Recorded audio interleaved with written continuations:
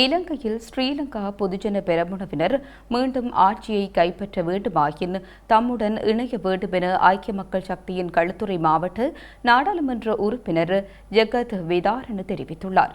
இல்லையேல் அரசாங்கமே பலமடையும் என கொழும்பில் நடைபெற்ற நிகழ்வில் குறிப்பிட்டார். ஸ்ரீலங்கா அரசாங்கத்திற்கு எதிராக நுகேகொடையில் கூட்டு எதிரணியினர் நடத்திய போராட்டம் வெற்றியா தோல்வியா என்பதை குறிப்பிட முடியாது எனவும் நாடாளுமன்ற உறுப்பினர் ஜெகத் விதாரண தெரிவித்தார். பொதுக் கொள்கையை அடிப்படையாக கொண்டு பிரதான எதிர்க்கட்சியான ஐக்கிய மக்கள் சக்தி அந்த கூட்டத்திற்கு கலந்து கொள்ளவில்லை எனவும் நாமல் ராஜபக்சவை நாங்கள் இளவரசர் என்று குறிப்பிடவில்லை எனவும் அவ்வாறு ஏற்கப் போவதில்லை எனவும் கூறினார். அதற்கான அவசியமும் தமது கட்சிக்கு இல்லை எனவும் எதிர்க்கட்சித் தலைவர் தலைமைத்துவத்தில் தாங்கள் செயற்படுவதாகவும் தெரிவித்தார். ஹரின் பெர்னாண்டோ நாமல் ராஜபக்சவை கடுமையாக விமர்சிப்பார், பின்பு புகழ்வார். அது அவரது முறைமை என்பதை மக்கள் நன்கு அறிவார்கள் என தெரிவித்தார். பொதுஜன பெரமுனவை அதிகாரத்திற்கு கொண்டுவரும் நோக்கம் தமக்கு கிடையாது என கூறிய அவர் ஆட்சி அதிகாரத்தை கைப்பற்ற வேண்டுமாயின் எதிர்க்கட்சிகள் பிரதான எதிர்க்கட்சியான ஐக்கிய மக்கள் சக்தியுடன் ஒன்றிணைய வேண்டும், இல்லையேல் அரசாங்கம் பலமடையும் என தெரிவித்தார்.